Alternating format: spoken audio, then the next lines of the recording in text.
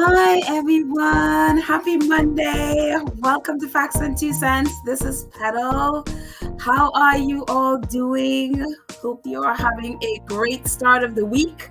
Um, as you know, we are a channel that supports the Duke and Duchess of Sussex, Harry, Meghan, Archie, Baby Lily, Mama Doria, Pula Guy, the chickens, Mia, Mama Mia, or Mia as Harry calls her. All of us here at Sussex Squad, the Invictus community. Welcome, everybody. Everybody's listening. Again, I hope you're all having a fantastic day so far. I am excited to start the week really on a wonderful, positive note. However your weekend was, I don't know, but I hope it was good. I am always never a person that like Monday, but and definitely don't like mornings, but here we are. It's Monday. I am up. It's positive, and it's just like, oh, I guess I could do this. Monday and morning, boy, two of my least favorite things, but here we are again. So, anyways, welcome, guys. Let's see who is in our chat. I know I see our awesome moderators, Karen M and Lydia here. Hi, guys. Thank you so much for everything that you do. And I don't see if our other moderators are here. Haven't seen them yet, but let's see. I see Kay Costello is here. And Right Church Wrong Pew. Oh, I haven't seen her in a while. Right Church Wrong Pew. But welcome back. Rosa is here. And like you said, Karen M is here. Gracie. Let's see. Hope Garden. Oh, I love it. Hope's Garden. Hello, Hope's Garden. How are you? Kay Castillo. Hi, Kay Castillo. And I know. Oh, here is Lydia. Hi, Lydia. How are you? And Lydia is saying hello to everybody. I see myself in the chat. Kathy Gabby is here. Church Nelly is also here. Hey, Church Nelly and all our awesome squaddies in South Carolina. Hope you all are doing great. Thank you, Church Nelly, reminding everyone to give us a thumbs up and and all of that wonderful stuff. Thank you so much. Gwendolyn is here. And Connie Bomber is here. Hi, Connie Bomber. See, yeah, Gwendolyn. Gwendolyn, hello. And Educator too. There you go. And Lorna is here. Hi, everybody. And all of our other friends that are coming in, we'll say hi to them as we go on. So, Ladybird. Hi, Ladybird. Welcome. So anyways, welcome everyone. Wonderful, positive news. I actually didn't know this until I got on Twitter today. And I was like, oh, thank you, Sente Bali. They are the first ones that I saw it, that today is World Mental Health Day. And I was like, oh, I had no idea, but thank you, So hopefully we're all in a good space, or if not, that we're getting the help that we need to make sure that our mental health is protected and all of that wonderful stuff. And so Santa Bali tweeted out today, do you look after your mental health? Today is World Mental Health Day. Together, let's make mental health and well-being for all a global priority. And we know that so well, especially in the age of COVID. It has, wreaked havoc on all of our mental health, really, especially people who are not used to staying home. And then we had it felt like eternity of lockdown, and then coming out of that and trying to navigate the world. It feels like a whole new world, but then not so much, because there are wars and all of that stuff, and protests and upheavals and all of this stuff that's been going on all over the world and is still going on. So sometimes, especially when you're on social media, there's so much comes at you that it's hard to protect your mental health. And if you're a squatty, it's even more so, because we're not only working on our health, but we're trying to fend off stuff to protect the Sussexes, and it's a lot. So it's so important that we take a break and take time out and make sure that our own mental health is okay, that we're taking breaks and taking time for ourselves.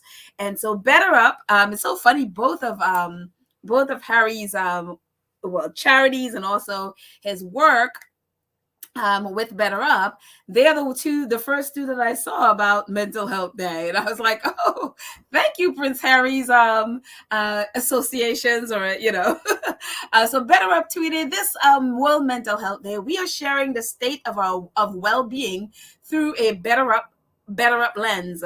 In our research, nearly 175,000 BetterUp members. Wow, there's a lot of members. We identified what it really means for folks on a global scale to feel a sense of well-being, plus be satisfied with their lives. And when you have these things, in their proper place, and that's when you feel like, okay, this is life satisfaction. It could differ for other people, according to them. The number one thing where to feel life satisfaction is job satisfaction, and then a social thriving where you have people in your lives and you're thriving that way, and then a purpose, meaning at work. Purpose and meaning at work. Okay, that's number 3. And emotional thriving. Okay. Number 5, goal attainment. Interesting. Cognitive thriving and work-life balance. And so for them, in order to get life satisfaction, or how you feel most satisfied, when these things, I guess in that order, are in place, I beg to differ with some of, the order of some of them, and they're leaving out stuff, obviously.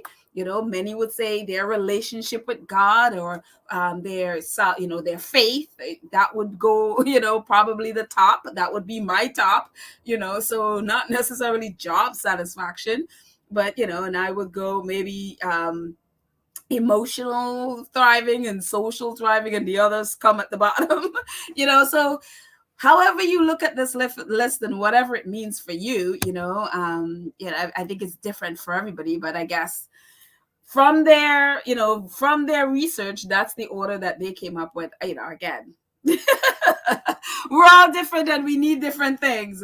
So, but it's very interesting. And I see, what did I just see? Adrian is saying, Adrian is like, I am exhausted. Thank you, Adrian, for being so honest, and then just thank you. Yeah, yes, I totally understand. And I hope you can get some rest, take some time for yourself, come down and from wherever you are and just take some me time so you can focus on your own mental health. And a lot of us are feeling this way, whether it's physical or mental, or emotional, whatever, but a lot of us are feeling tired. And if you're a squatty, doubly so, because you're dealing with the messy press and all of that stuff. And, it just a thought. So, Adrian, I hope you and anyone else here that's feeling tired will take a break and take some time off and just focus on you. So, but I thank you. I appreciate you just being honest. I appreciate that kind of blunt honesty. So, yeah. Let's see what else is going on. So, talk about mental health. And this was just such a beautiful start of the week. This morning we got, I guess my little time at the top there's blocking on WellChild. I don't know if you see that, but WellChild gave us this wonderful, wonderful surprise today, because I know we were all very disappointed. And I mean, life happens, right? Because Harry couldn't go to the WellChild Awards because it happened the same day the Queen died. And so he had to jet off to Scotland. And of course, the awards went ahead, because again, these are children. They don't know about the Queen. These are and you can't do this to kids where, just because of that, you can't do that. So I'm glad they did. They went ahead with the awards. I think it was a little bit shorter than normal. Because a big part of the awards too is that Harry and Meghan get to meet all the kids, and they spend time with the kids before the awards, and then they do the award ceremony and all of that stuff. So that had to be cut, obviously, because Harry couldn't go because of the Queen. And so they finally last week were able to get together with everyone who got the awards. And it might have been more kids, but these are who they got together. They didn't say that, but But they got together and they had a little, just chat with Harry was got a chance to chat with each of these kids. There are like 5 kids here, and he got to chat with them and their parents. And it was such a beautiful, oh my goodness, such a wonderful time, because it's like a 35-minute video, and the link is going to be in the show notes. At the end of the video, so you can click it and you can watch it. It's on YouTube, so you can watch it. But it's like the most beautiful thing that I saw. The first thing you open up for this, and you see this beautiful just video, just so positive and loving, and the kids are amazing, and just meeting all of them meeting and talking with Harry. And one of the things I love about his relationship with them is that he's not Prince Harry. He's just Harry, and the way how they're just so normal with him. It's just, nobody calls him Prince Harry. He's just, hi, Harry, and he's just part of the family. And I just love that so much. And just his interaction with the kids, like one of the kids is named Henry, and his mom let Harry know that, she named him after him. And it was just like, oh, it was so touched. And it was just the most beautiful thing to see in, on a Monday, because you're like, oh, Monday mornings. And it's a great way, on World Mental Health Day, to start off with this positivity and just seeing these kids. And again, these are very sick kids. They, one of the little girls, she is in the 3rd row on the far right. She's had 45 surgeries. 45. She's like, I don't even know if she's like 10. She has had 45 surgeries already. And it's amazing, these kids. And one of the kids have the little, thing that they put in the throat, and it has the cord running down. And he's so active. I mean, he is like, on the top right, the second right, you can see the thing that he has on his throat.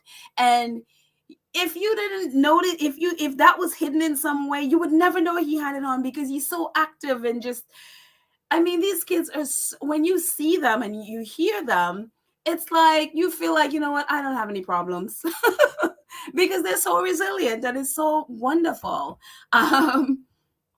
I absolutely I am so inspired by them. So this is the tweet we got last week. WellChild patron Prince Harry, the Duke of Sussex, met inspirational WellChild award winners like Henry. The WellChild, in association with GSK, celebrate inspirational children and those who go the extra mile to support them. And that is like their family, also their caregivers and friends, and also the people at WellChild. And one of these kids, where is he? In the 3rd row or the 2nd row from the right, and he is down number 3. He's just about to go off to college, but he learned, his sister, before she passed, he learned how to take care of her, and he's a teenager. Most kids would be like, nah, I'm off. But he learned all the things that he needed to do, just to help take care of her, so he can help his mom and his dad. And it's just like so amazing, to see the things that they, that he did. And so apart from, obviously some of the kids raised money and all of that. So it was just fantastic. Again, the link will be in the show notes. And one of the parents, actually, Jane Bird, one of the parents tweeted about it. She said 20 minutes in, that's 20 minutes into the video. She said, we had the wonderful opportunity to chat with Prince Harry about the twins. Her twins were having a really difficult time I think that night, so they weren't able to join. It was a really bad day for them with their medical condition, so they weren't able to join in the chat. But she said, 20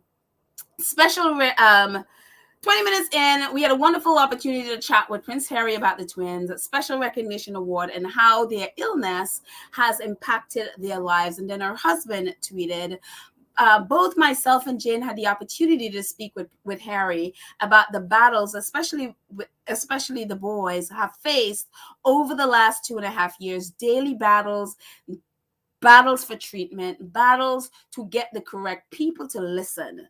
And so he tweeted about that. So there's so many challenges. Also, the winter is coming up. There's the cost of living crisis. There's fuel price, issues where people, are having issues with heating their homes.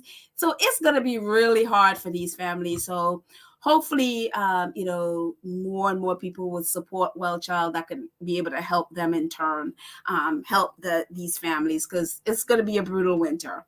And a little bit about from WellChild, from their website, they talked about it. And so this is what it says on the website. During their time together, the winners and families spoke to the Duke about their accomplishments, joys, and challenges. The awards run by WellChild, the national charity for seriously ill children, celebrate the resilience of children living with serious illnesses or complex conditions and honor the dedication of those individuals who go the extra mile to help these children and their families. Commenting on the opportunity for the family to speak directly to the Duke of Sussex, Yasmin Crowther, mom of 10-year-olds Shakira, said, the Duke of Sussex made us feel at ease. It was as if we were speaking to my best friend. He understood our challenges and wants to make a real difference to the lives of children and their families. He had learned some words in BSL, but still took the challenge of being taught how to sign by his name by 10-year-old girl. So yeah, it was a part of the video too, is the little girl who had 45 surgeries, she was teaching Harry how to sign. And so it's just, I just thought it was just so fantastic that he allowed her to do it. And it was just really cute watching him interact with these kids. So kudos. Thank you so much, Educate22. Thank you so much for your super sticker. I appreciate your support. Thank you so much, guys. Thank y'all. I appreciate. Before this jumps away from me, here we go. Thank you so much. And one of the things I love about the WellChild Awards is, I swear these kids are baby squatties, because you get all the scoops from WellChild, because the kids will ask. And Harry, when a kid asks you a question, you don't have a choice but to answer. So we get to find out all these little nuggets about Archie and Lily. So, the kids were asking, how is Archie and Lily? And so, so of course Harry had to answer, and little Henry, who is his name is Henry, and Harry was asking him, Harry was saying he didn't know, because his name is also Henry, but they call him Harry, and he didn't even know why. And so he asked little Henry, who is the one on the back right here on the screen, if they ever call him Harry. And he's like, no. But he asked Harry how Archie and Lily were, and and Harry told them that, well, one, Archie is very, very busy because, he's in school, and Lily is learning how to use her voice. So I was like, thank you, Henry, for asking Harry about that. And then little Tony on the left, he wanted to know what Harry's favorite crisps were, or I guess, potato chips, I guess that's what we call it here. I think that's what it means for Americans. And we found out that, and Harry's is vinegar and lemon, salt and vinegar. I think it was his. Salt and vinegar was Harry's. And so Tony promptly gave him a thumbs down. And then Tony said his, but I didn't quite understand what he says. And Harry was gonna give him a thumbs down and gave him a thumbs up for it. But I love it. And then Harry also did a knock joke with him. And so I love that they were just playing, and he was the not joke is like, will you remember me, a week from now? And Harry's like, yes. Do you remember me? Would you remember me a month from now? And Harry's like, yes. And yeah, he's like, well, would you remember me a year from now? And Harry's like, yes. And he's like, knock knock. Harry's like, who's there? And he's like, you forgot me already, And it's just like, it was just so cute. And I mean, I love it. I absolutely, absolutely, absolutely love it. So it did my heart well, and again, oh, wow. Thank you so much. Peace is here, you guys. Peace out of tarot. Hello, my love. How are you? I am so happy you are here. Actually, I was going to talk about you in a bit. So since you're here, I will just jump to you in a second and talk about what you just did. And also, Peace, if you want to, if you'd like to come on and share with us in a bit about your the blood drive that you're doing, that so in a second I will do. So hopefully you can come on for a second. I don't know if you have time. You may be at work and I'm just jumping thing here, but yeah. So let me know if you can. Just put in the chat if you're able to, and I'll send you the link. You can jump on. But thank you so much for your support. I really appreciate it. But again, it's awesome. Absolutely, absolutely awesome. Let's see. Going on. Oh, Leslie Millsap. Hi, Leslie says, salt and vinegar lay chips is fantastic. They just make my tongue so... I mean, it is, hello, it is that acidity kind of, yeah. So, but I do like it as well. So I totally agree with Harry on that one. But I think my favorite is like lemon lime. That's my favorite. So yeah. Yes. Anyways, moving on. Archetypes. Archetypes is tomorrow, you guys. Our countdown to Archetype Tuesday is tomorrow. So I hope everyone is really excited, ready to get, well, at least if you're in New York, ready to be up at, the crack of dawn, just waiting with bated breath for Spotify to drop it, because we have no idea what the topic is going to be or anything like that. But I am very, very excited to see what's, because normally she would give us some kind of hint and no hints at all. So I cannot wait. I absolutely cannot wait to yeah. to see what we're going to be talking, what she's going to be talking about tomorrow. Oh, I figured this Piece. I totally figured you were. Aw, Piece is at work and she's sneak listening. I figured that was the case, but maybe next time you can let me know when you could come on and you can chat a little bit about the blood donation. Again, she's doing the blood drive for sickle cell, and so thank you so much. I saw her post today. She went and donated blood, and so I wanted to honor that and talk about that. So hopefully when she has a moment, she can jump on and let us know how that has all gone. Since she came before she did the drive, so that would be awesome. So thank you, my love. Anyway, so going back to archetypes, I am so excited. I'm like, the great thing about this too, again, taking 3 weeks off and coming back and seeing how much this podcast is making such a huge difference. People are really like, podcast is a thing where it's like, you're into it or you're not into it. But I've never really seen people just really so like, oh my gosh, I'm learning so much. I'm getting so much out of this. I've never seen that. Maybe I've just not been on, places where they talk about this all the time. That could be the case as well. But for me, from the social media that I'm on, I've just never seen it. and people are just so genuinely excited about archetypes. And so looking at the charts, I forgot to circle them, but Archetypes is now back up. It's back in the top 3 in the US. When we looked at it a couple of days ago, it was down at number 4. So it's up at number 3. In Canada, at the bottom, you can see it's at number 2. It jumped up to number 2. Australia on the top right is up to number 4, because I think it was not number 6 or 7 when we did it the last time.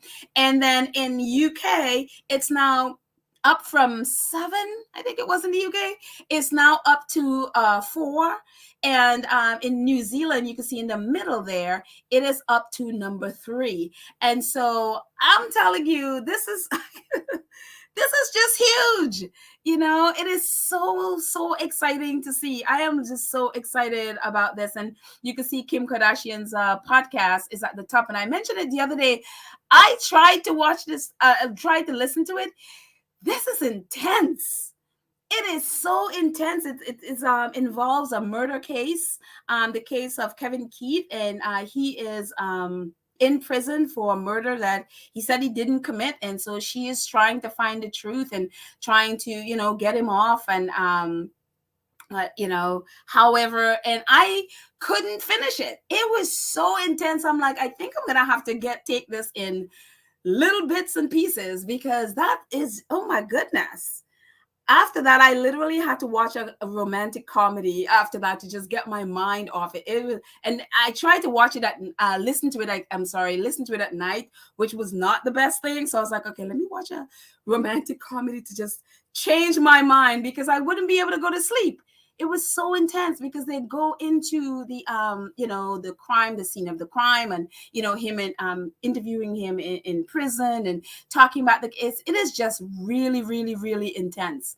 And they kind of did it as Meghan. So you go back and with some of the original the archive footage or sounds or audio, I should say, from the case. So it's really, really, so I could see why it's number, because a lot of people are into crime crime dramas and stuff like that, especially true crime stories. So I could totally see why it's up there, and also to the curiosity factor as well. So, but I find it really interesting that in a lot of cases, her podcast and Meghan podcast, they are beating Joe Rogan. And so I am all about that. I'm like, look, women are doing their thing.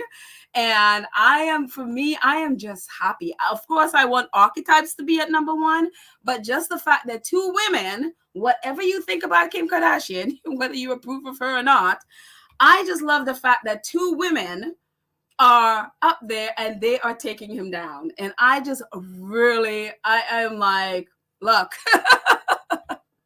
I love that. I absolutely love that. So let's see. Joan says, Petal, I love that no matter how long the British royal family tries to slow Harry and Meghan down, Harry and Meghan just resume their activity. Yeah, and I talk about, I think that one of the great things, the decisions that they made is to not have social media. Is to stay away from social media, because it's so distracting. It would be so distracting to be productive and to do the things that they want to do with all the noise from social media. I think that was one of the best decisions that they have. Yes, their team have social medias. I mean, Mandana Diana, she's on Twitter. She's also on Instagram. What's the name? Rebecca, I think. Shenanigans, I think that's her first name, Rebecca or something. Shenanigans, she's on Twitter and Instagram. So her team is on, so they know what's happening, but she is not. And so I am glad that she is, they are not, I should say, both of them are not. So I'm just really happy that they have blocked out that noise and are able to do the things that they need to do. Marjorie says, excited to hear who's on Archetypes tomorrow.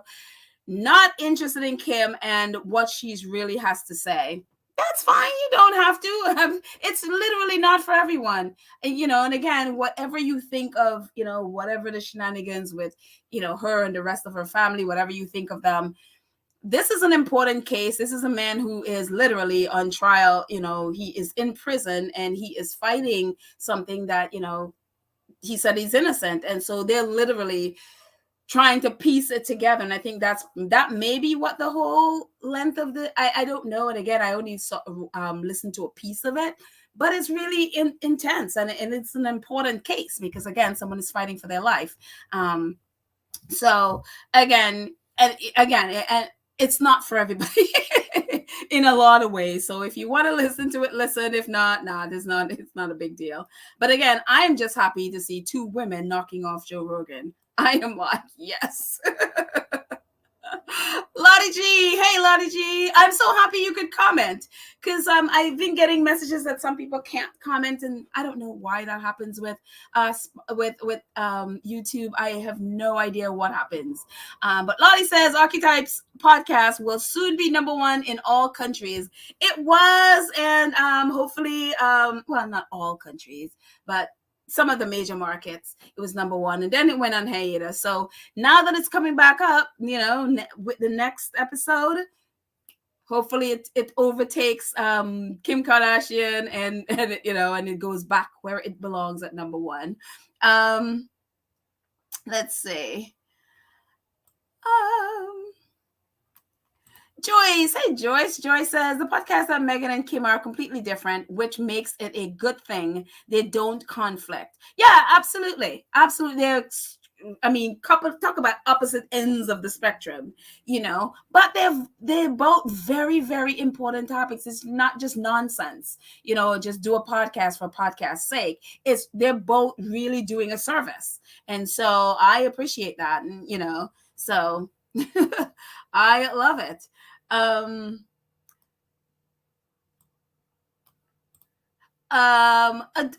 Adorable. Oh wow, I've never seen you here before. Adorable. And I love that. Whenever I use adorable, I'm usually thinking of children because I always think of them as adorable cuteness. But she's talking to Kitty there. She says absolutely, though they hate to admit it.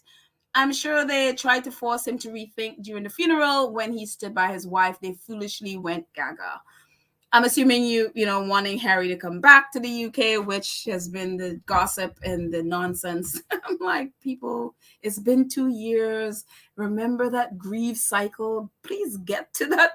Please get to the end quickly. It's been 2 years, almost 3. So, let's see. Let's see. Going down a little bit further. Marilyn says, curious about how to reach out to Spotify about the difficulty some are having with rating Archetypes. I was only able to rate the first episode. I think it's really weird with Spotify. I only was able to do do it once as well, and I know they're on. If you're on Twitter, it's Spotify podcast. That's their handle, so you can definitely reach out to them as well. And then if you want to go on the page and see if there's another way to contact them, or go online and see if there's another way to contact them. And I know someone was having difficulty to doing a rating of 5. When it gets to 5, it does not. The submit button to submit, like you rating it 5, was not going off. And apparently if you've rated it 5 before, then you're not able to do it again. So it's a little bit weird, the rating system with the episodes. And so again, if you're on Twitter, their handle is Spotify podcast. And then if you go on their page, if they have other ways, or just Google and see if there are other ways to reach out to them. I know someone complained about that yesterday on Twitter, and so I just tagged Spotify podcast and see if they're able to fix whatever the issue is. So yeah, hopefully it's fixed, but because we want to rate our podcasts. Hello. Let's see. Sandy Powell says, did you all remember that Kim tried to gift Meghan a pair of diamond earrings for her wedding to Harry? It was sensibly refused. The nerve of Kim. I'm not sure why there's a nerve. It's like, okay.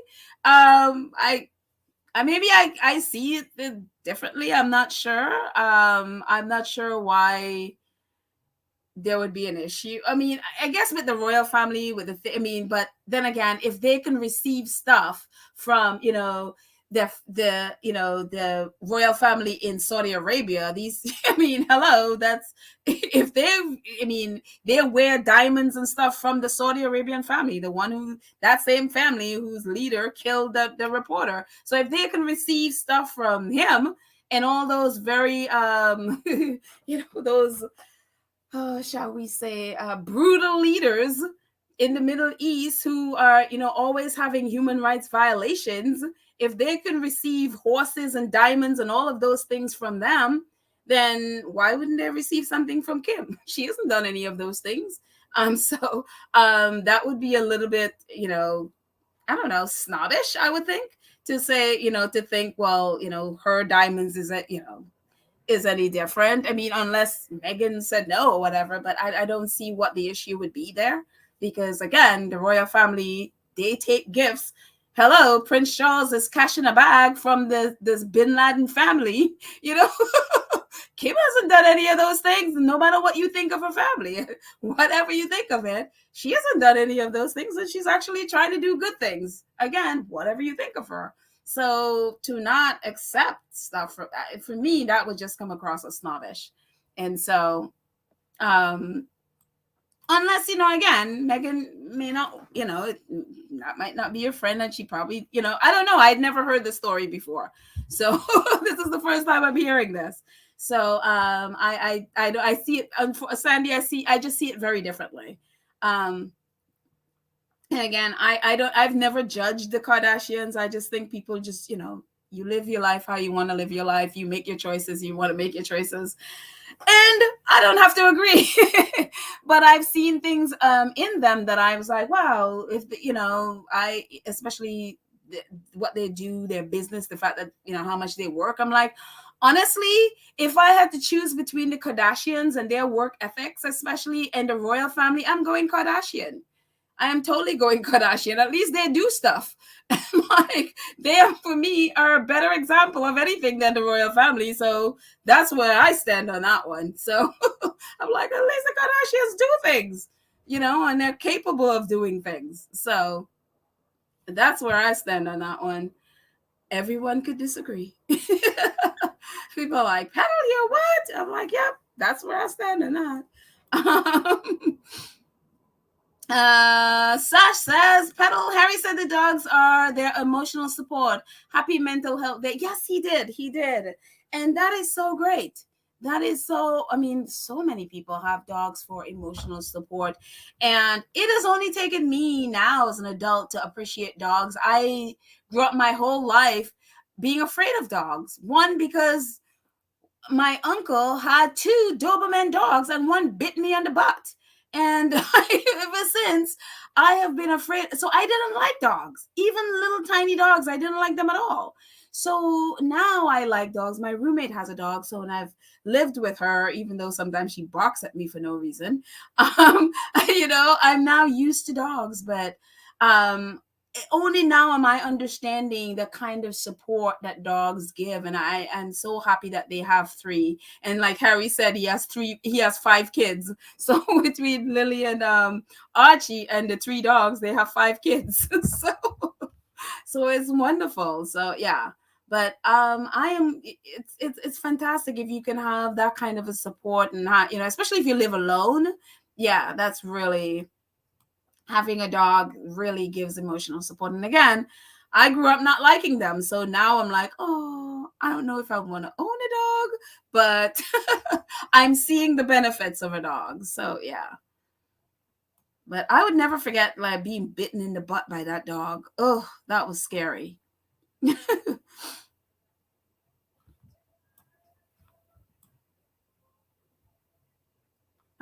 Let's see, as I scroll through the chat.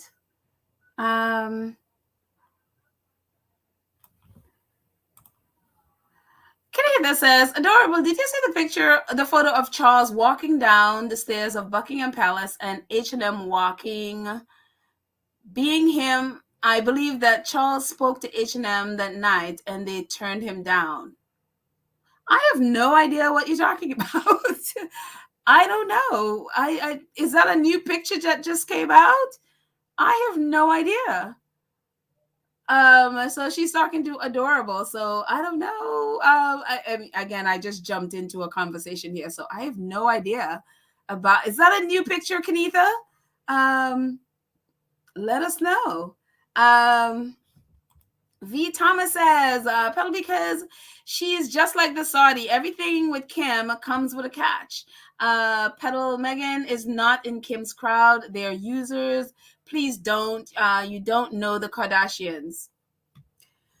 I don't know them. Just like when I'm not talking about whether I know them or not. I'm just saying if the royal family accepts stuff, for me, it's no different. If they feel fine to accept stuff from the Saudi royal family or all the other, the Bin Laden family, then there is no difference for me with, they're all the same. So it's kind of like, it's for me snobbish to say, well, okay, it's okay to receive gifts from, these brutal kingdoms in the Middle East, but it's, somehow placing them above her. And it's just like, well, you're accepting them. It's the same thing for me. The absolutely same thing for me. And again, when I look at, say, the royal family and the Kardashians, they're really no different. The royal family are literally the first Kardashians. They are the first ones to do reality TV before the Kardashians were even the Kardashians. So, and my thing is, if I had to choose, I would choose neither. But if I had to choose, I'd go with the Kardashians because at least they do stuff. The royal family just take the Kardashians don't take any money from me. You know what I mean? We don't have to pay for them. The royal family are taking money from poor people to fund their lifestyle. So if I had to choose, then I'd go with the Kardashians. So it's for me, it's not, it's not like I'm like, yeah, you need to take money. That's not what I'm talking about. I'm just doing a comparison. Because if you're taking money from brutal regimes from the Middle East, then what is the difference? She hasn't done any of the stuff that they've done, a lot of the stuff they've done. She doesn't run a country, you know what I mean? They all use people.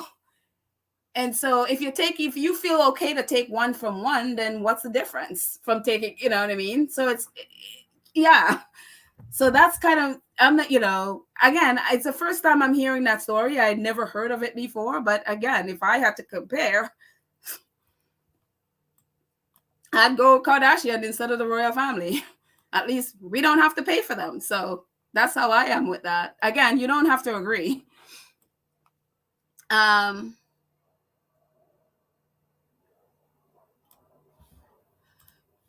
Marjorie is like, I don't care.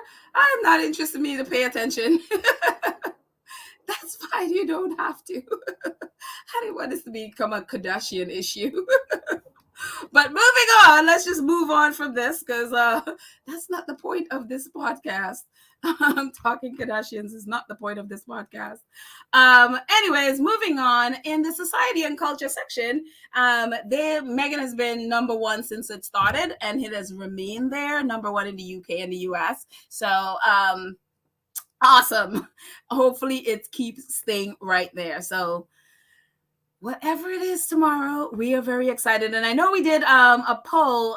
This was probably an hour before we started, so it might be different now. So I did a poll in our community page.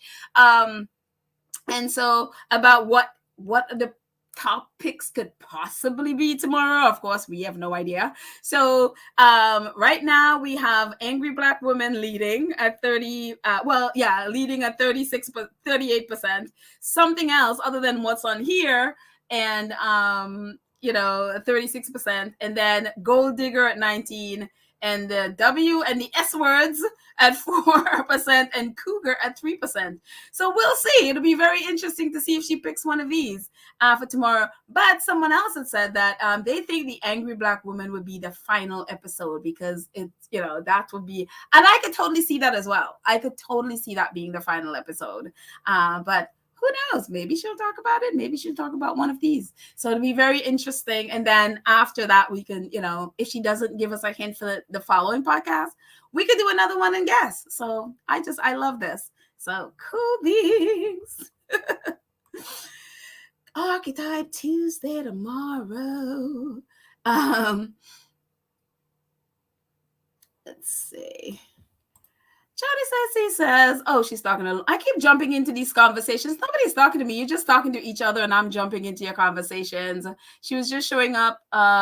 She is a friend, made racial prejudice comments, and she also caught herself. So I'm not really sure what you're talking about. And that's what happens when you jump into conversation and don't know what anybody's talking about. So we'll move on. Thank you, Charities AC. Dara says, hello, everybody. Remember, they said protocol would not allow her to accept a gift that expensive, and if they did, it would have gone to the Crown, and besides, H&M asked you to give to charities. Yeah, well, yeah, with everything that's, including that earrings that they always attaching to Meghan from, what is it, LBJ, SBJ, whatever his name is, from the Saudi Arabian royal family.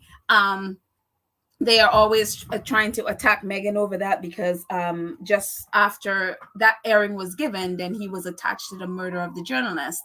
And so, whatever come in apparently goes to the Crown, I guess, the Crown, whatever they call it, where they have all that jewelry, the Crown collection, where they keep all that jewelry and stuff, which really sucks for me, because I'm like, wait a minute, if Meghan is getting married and friends or whomever want to give her a gift, all of that stuff go to the Crown collection.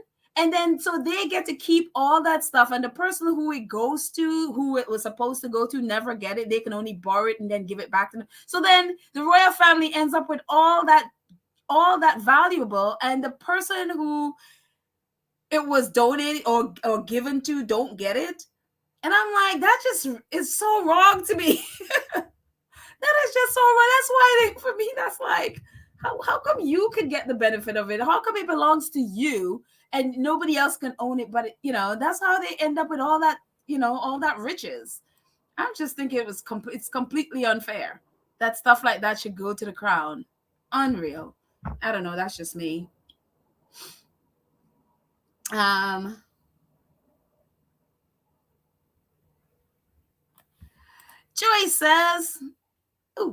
Joy says, there's so many stories out today about Harry and Meghan and what they are going to do. Harry's book, Netflix, it's crazy.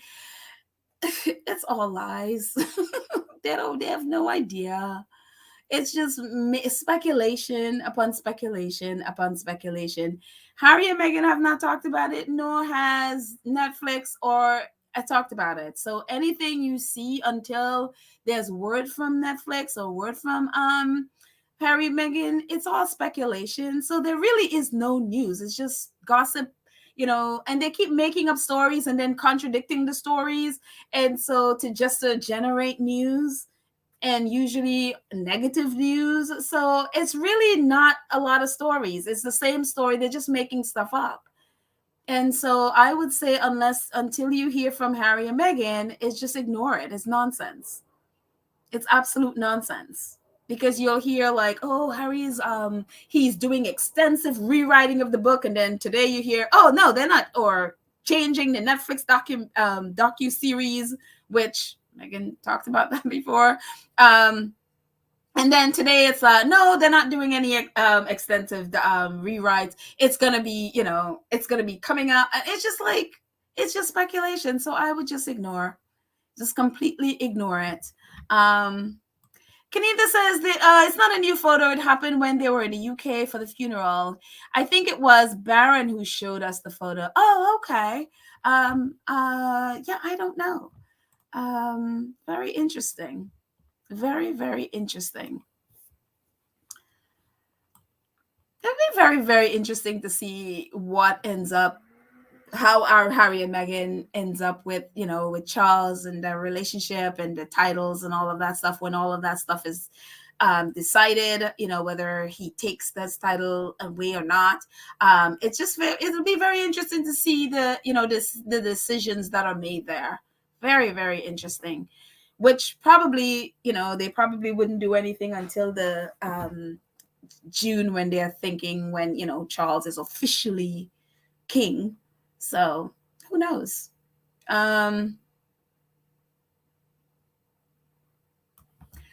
Joan says, very true. They still can't carry any of that stuff with them when they pass on. No, they just pass on to their, whoever comes after them.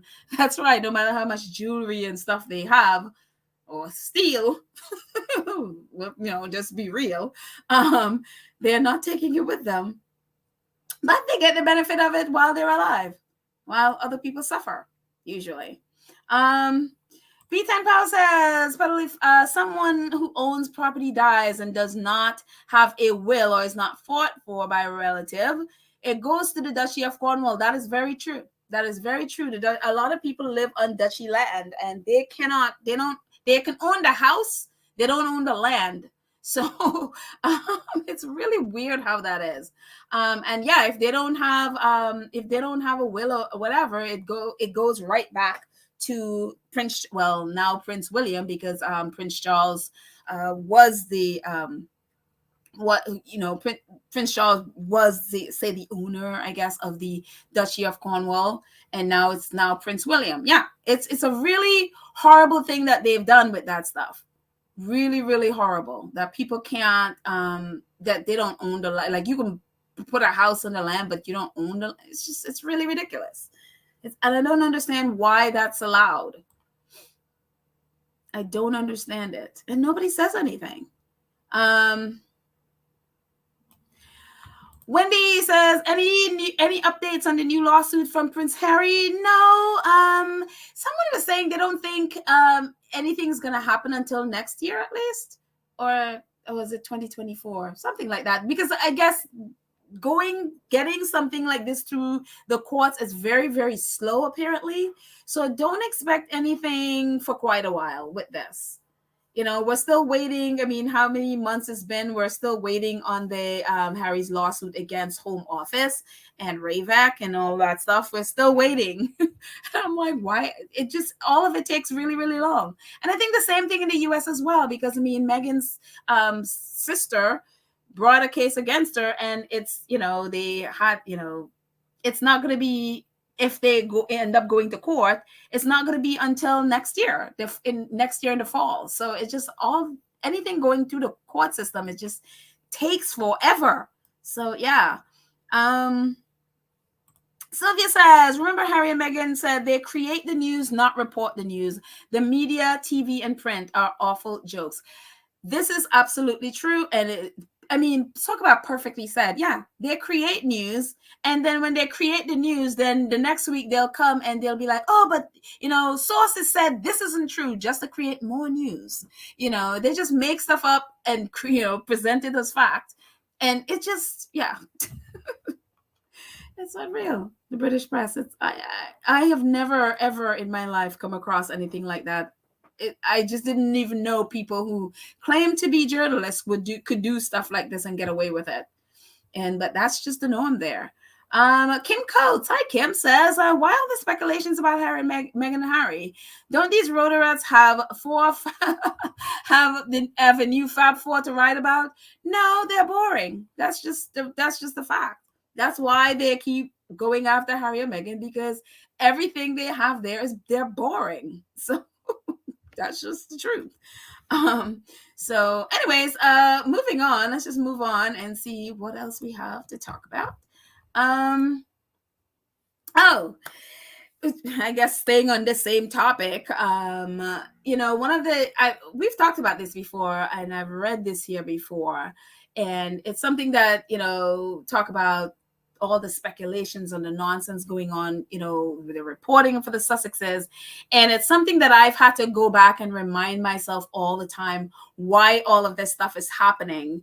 And Toni Morrison's quote is always, I come back to this because it reminds, and I feel like it reminds me, and I hopefully reminds us, why people are with all the, whether it's the speculations, the racisms, the veiled threats, the veiled death threats, all of that stuff that you see, especially from the press, thrown at the Sussexes, and why that's happening, and what is the function, what is the goal of it. And I always come back to this quote. And if you haven't heard of me, it's a very famous quote. It says, the very serious function of racism is distraction.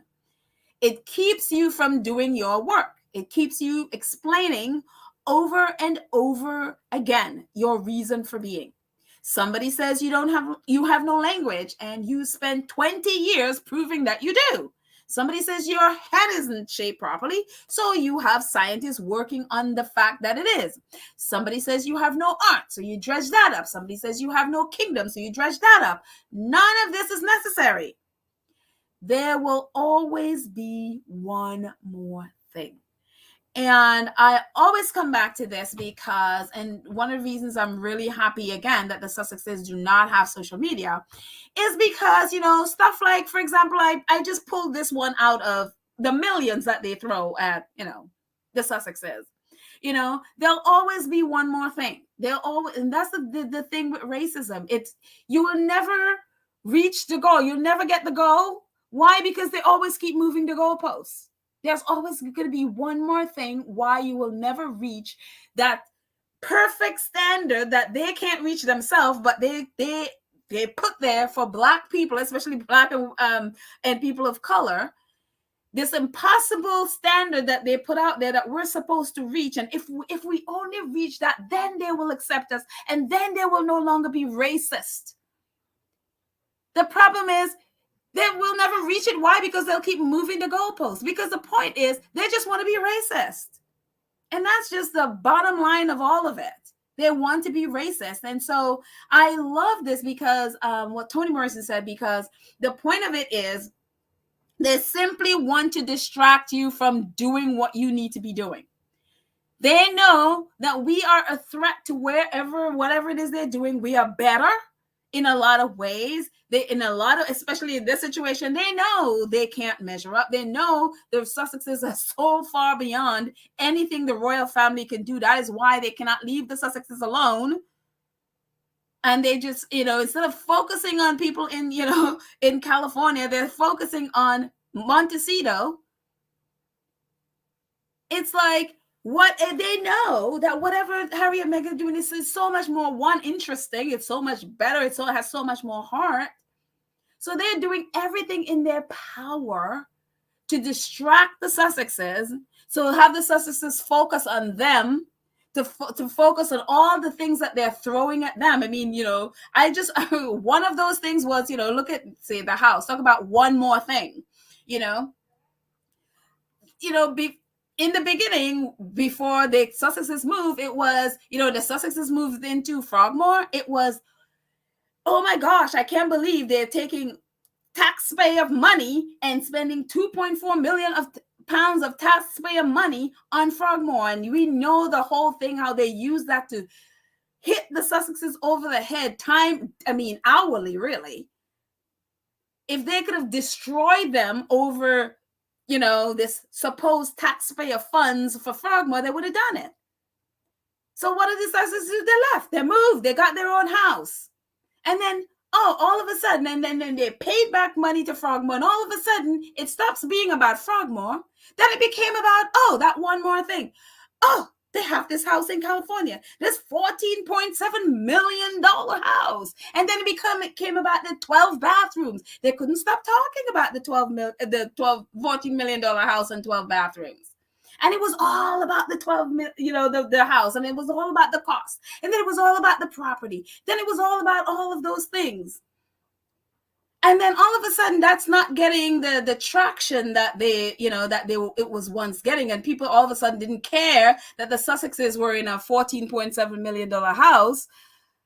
And then, especially when it compared that we've been throwing the same thing at the Cambridges, and all of a sudden they stopped. Because all of a sudden they don't have that argument anymore, because it's become really popular that the Cambridges are doing worse. And then all of a sudden now, they move the goalposts again. All of a sudden, today or yesterday, if you look at the Telegraph article at the bottom, the Sussexes are poor by Hollywood standards, claimed royal biographer. In Montecito, where they live, their $14 million mansion is a humble cottage compared to those other people. And it's just like all of a sudden you were all of a sudden, it was there. I can't believe they're wasting all this money and living in this lavish lifestyle. And all of a sudden the goalpost is now moved. So now the Sussexes are poor compared. So now if they're following it and using their and allowing themselves to be distracted by the nonsense of the British press, all of a sudden they're going to be worried like, oh my gosh, we're poor by Hollywood standards. So again, it's just, this is the thing with all of this stuff. The whole goal of all of this stuff is they wouldn't care if it's a white couple, whether they live in Frogmore or have this huge house here. They wouldn't care. The point is that there's a black woman attached to that, a woman of color attached to these, this riches that they don't, and a lot of these writers and a lot of these biographers, they can't dream of being this rich. So what do? They throw racist attacks at someone, especially, a lot of this is going towards Meghan, and they can constantly move the goalposts. So it's a constant distraction. So that, now it's like, as you guys were saying, there's all this stuff. And it seemed like all this stuff about whether it's the book, whether it's about docuseries, whether it's about, all of a sudden the Sussexes are poor, I mean, name it. Whether it's attacking archetypes, whatever, it's all just a distraction. And so that's why I always go back to Toni Morrison's quote, because if you spend your life, if the Sussexes spend their life, focusing on the nonsense, they never get to do anything. One of the big things now with all these nasty people in their books is, well, why aren't the Sussexes suing? Why, if what those biographers were saying is true, then is not true, I'm sorry, why aren't they suing? They should sue them then. And it's like, yeah, that's what they want. That's why when you hear, their royal reporters now literally openly making these threats against Meghan's life and these so-called veiled threats, all of it. They're doing every single thing in their power, one, to sell their books, but two, to distract the Sussexes. So the Sussexes will focus on them and not what they're doing. And so that's why I really love, again, going back to the quote, it's kind of like, no, she's like, none of this stuff, if you spend the rest of your entire life going back and dredging this up and trying to prove to them your reason for being, that's what your whole life will become about. And you never, ever accomplish anything. And she's like, no, none of that stuff is necessary. Why? Because they're not here for you. They're not looking, they're not interested in your well-being. They're not interested in, caring about you or knowing or speaking the truth about you. They just want to distract you so that you don't do what you need to do. Because if you don't do what you need to do, they'll never have to, be challenged by you at all. They're just afraid of what you're going to accomplish because they know it's going to be a lot more than what they're doing. And so that's why I love this. It's like, look, there's always going to be one more thing. Just ignore them and focus on you. Focus on what you're doing. Let them stay over there and be racist if they want to be. And so I just, again, we've talked about this before. It's like people like, why aren't they suing? And I've had this thought too. They should sue. And then it's like, no. Because you spend the rest of your life focused on these people. And it's just, no. It's not worth it. And that's why I think they are so angry because, obviously they all wanted Spotify to die. They wanted that Spotify contract to go away. They want the book to go. Because they know it threatens the royal family because it's so much better than anything the royal family could do. And their life support is the royal family. Is how they fool people into buying into the fantasy nonsense of the royals. That's how they make money. And so they're trying to distract the Sussexes to focus on their mess. And so that's why I'm so happy Harry and Meghan do not have social media. They don't know the mess that they're talking about. They can focus on what they are doing. And so I am so happy about that. Let's see. Joan says, I'm really annoyed they paid back the money they never owed for that cottage, the smallest house. The money in Chuck's greedy paw, vowing to press pressure.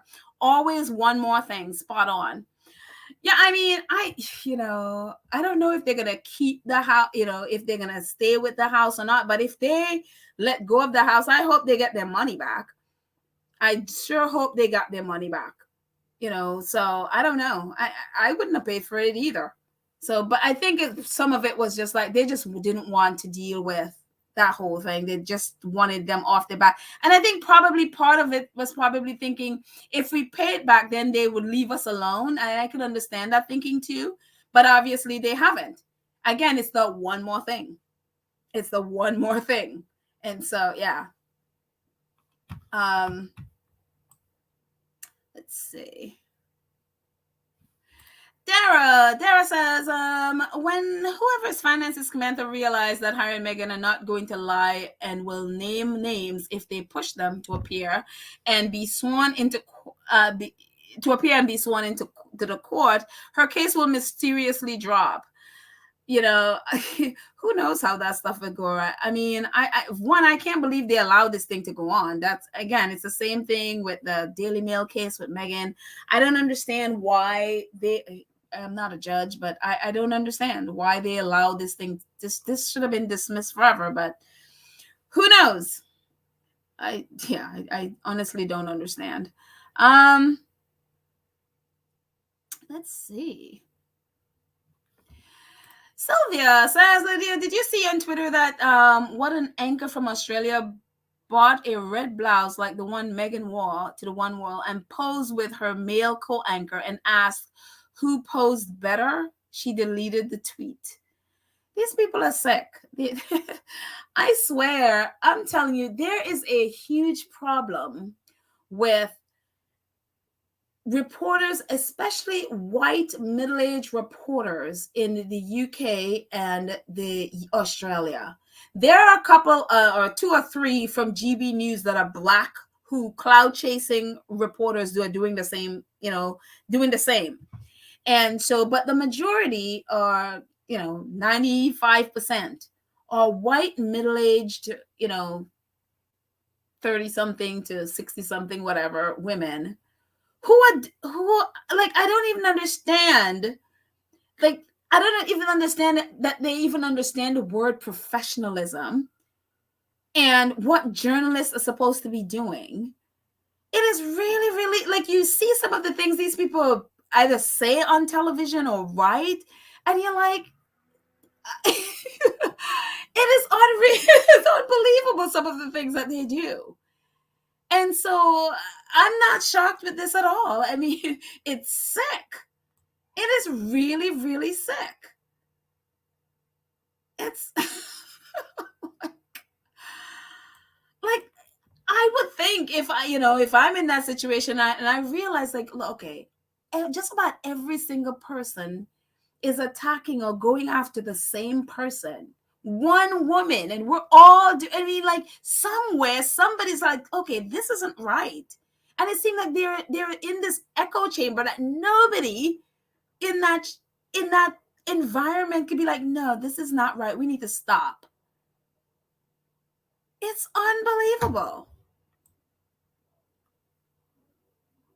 There is it's like seeing a woman of color or a black woman succeed or have more than they have is like, I saw there's a video of this girl on, I think she was on TikTok, and I'm going to post it. I'm going to put the link so that you guys can watch it. But she talks about the same thing about there was this thing in especially white women who just the idea that a black woman could succeed and have more than they have or they don't have access to has created this like, and they claim, oh, no, it's not racist. We're not racist. I have black friends, whatever.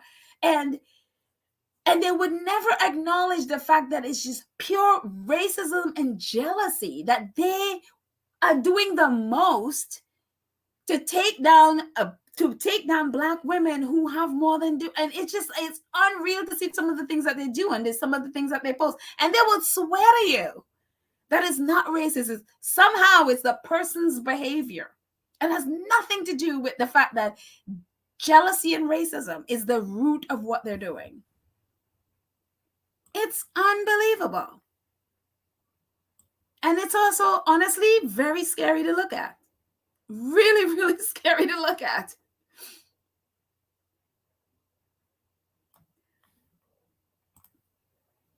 Joan says, isn't it a kick in the pants because Meghan has a special studio set up in her home to record Archetypes? Oh, I didn't know that. I didn't pay attention to their home setup, so I didn't know. I know she talked about recording studio. So, but they do have a huge property, and then they have also a guest house, I guess you call it. So I guess if you have that, why not just set up a studio in your home? So, but I didn't know it was in their home. I hadn't paid attention. So thank you, Joan, for that information.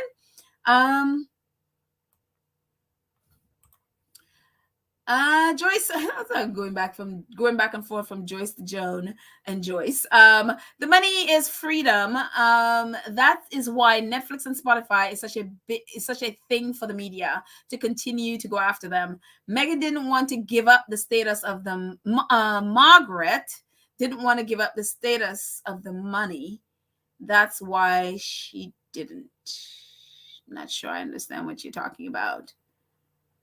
Oh, you're talking about the Queen's sister, Margaret. She didn't want to give up the status. Okay, now I understand. Okay, that's why she stayed there. Okay, understood. Thank you very much, Joyce. Lottie G says, no, Harry and Meghan don't need to sue them. They will sue themselves. Harry and Meghan would always be winners. Absolutely. They just need to keep focusing on what they're focusing and and don't pay attention to what's going on in the UK and their mess. Marilyn Matthews, hi Marilyn. Marilyn says, don't disrespect to Harry and Meghan, but I never liked the Frogmore Cottage compared to all the other homes the Unroyal own. Frogmore was an insult. It was the servants' quarters. That's definitely, it was an insulting thing. Again, it's, giving the servants' quarters to the only woman of color in your family, that is very insulting. They, however, turned it into a beautiful home. And obviously that's a picture of Frogmore. It was a lot bigger than I thought it was. I didn't, this is the first time I was seeing it from this angle. That's the picture, the top left picture there. It's a lot bigger than I thought. So they turned it apparently into a very beautiful home. They, took about turning lemon into lemonade.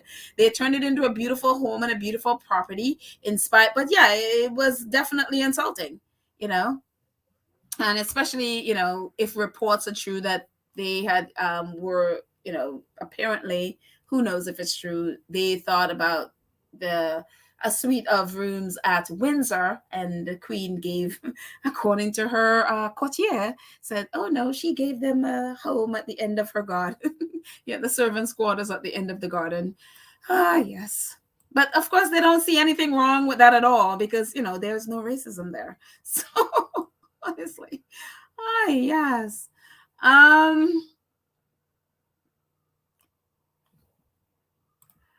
P says, and one more thing, remove their titles. Oh, wait.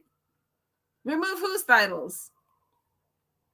I think I may have missed some part of what you're saying. So I'm going to have to go back up piece to see what part of this comes, because I'm not sure what you mean and whose titles are we talking about, since we've been talking about a whole bunch of different titles, so including those titles in the Danish royal family. Oh, Nash, thank you so much for your super sticker. I appreciate. Thank you. And there was another one. Wait, I missed another one. Oh no. Wait. My thing it gets weird. Czar, thank you so much. I cannot find it in the chat, and I know it's there. And I cannot find it at the second. And as soon as I do, I will highlight it. But thank you so much for, oh, here we go. Oh, Audrey Chesner. Thank you so much for your super sticker. I appreciate it. Thank you for your support. Thank you, guys. I appreciate it. Trish Nelly says, like I said before, Meghan should Laura Ingalls scam me like she did to Nellie Olson in that wheelchair. Oh, what did Laura Ingalls do to Nellie? I mean, this is Little House on the Prairie talk, so I'm not sure what she did. What exactly did Laura Ingalls do to Nellie Olson? Please do tell. It's like, oh, it doesn't look good. Whatever it is, it doesn't sound good. But I would love to know. Let's see.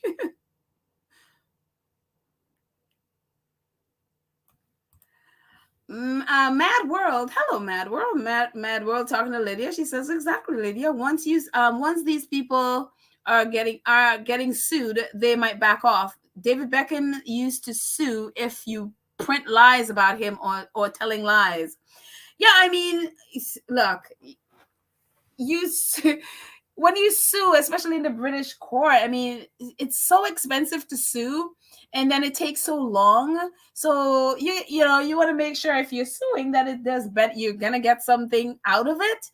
And so while I totally agree with suing, but if you're gonna sue, especially say Harry or Meghan, when you're at a certain level, you don't want to be punching down. One, because you just whoever you're suing, you're just giving them clout for one thing, and then two, you're not going to get anything out of it. So that's why going after people like the source of bad information, like, for example, the Daily Mail or the Sun or whomever, and then with that suit, you can include their reporters. Like they said, they're going to be holding accountable the reporters and, I'm sure the editors who were responsible for those stories. So you put them all in the package because, you win, you get something out of it. Because, again, it's such a long process and it's so expensive. You want to make sure that it's worth your while, and you're not just suing and then the person end up with more clout. And even if you win, you end up, they end up digging into your life, and then you get nothing out of it. So, yeah.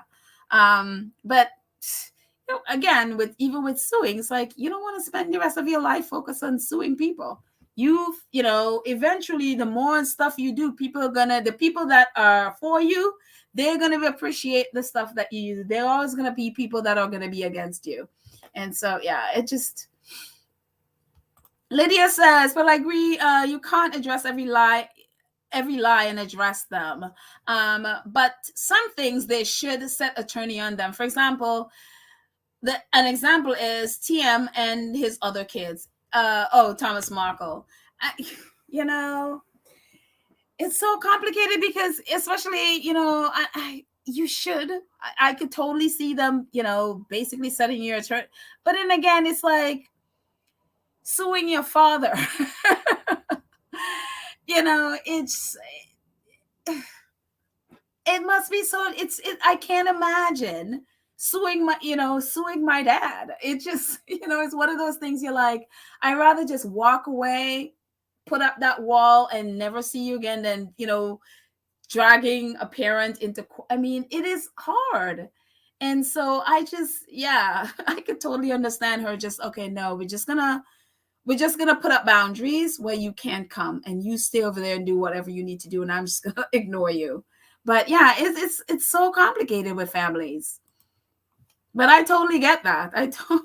I totally get. Rihanna, I think, sued her father because he was using her brand, and he wasn't supposed to. And she filed a lawsuit to get him to stop.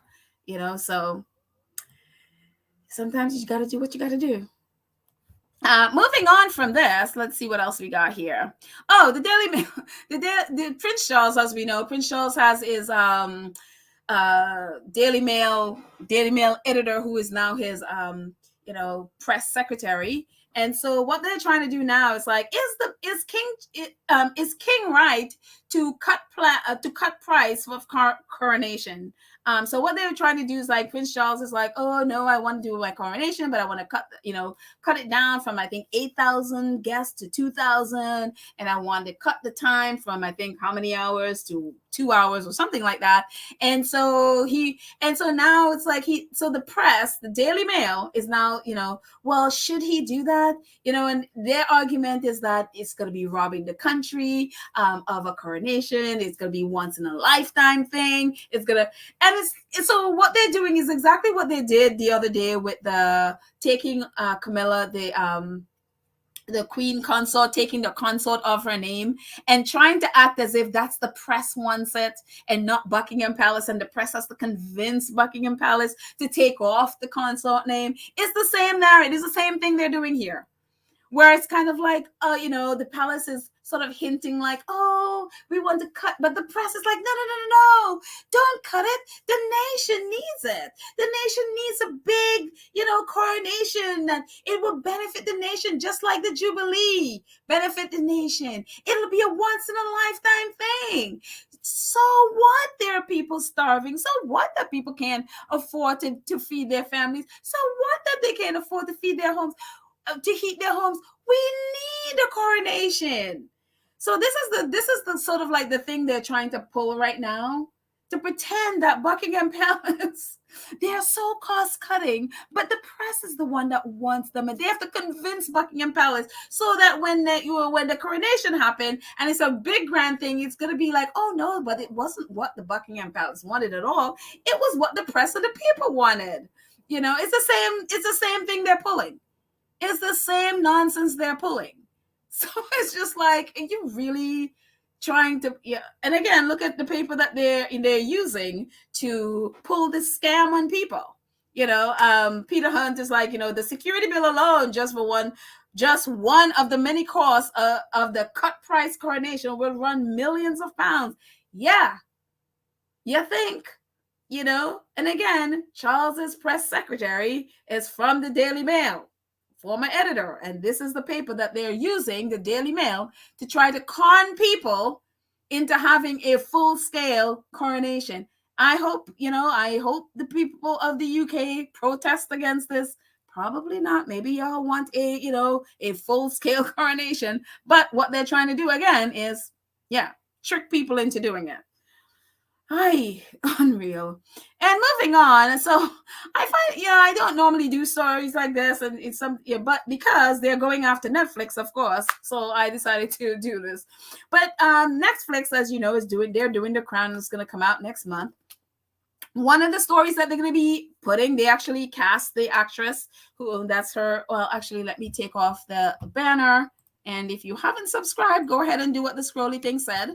But so they, going back to this, they actually cast the actress who is playing Penny. And if you don't know, Penny is the quote unquote special friend. That's how the press likes to name her, as Prince Philip's, the late Prince Philip's special friend, Penny Knockball, or Knockball, however she says it.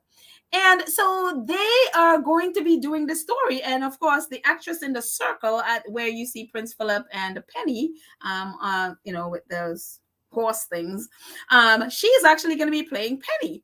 And so obviously the royal family are in a bit of a tizzy about it. And now the press is like, oh, Crown Philip slur fury as Netflix to show Prince Philip's pursuing an affair in the Crown weeks after the Queen's funeral.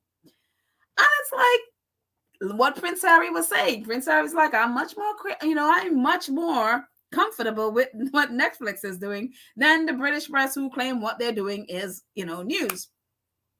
This is the truth.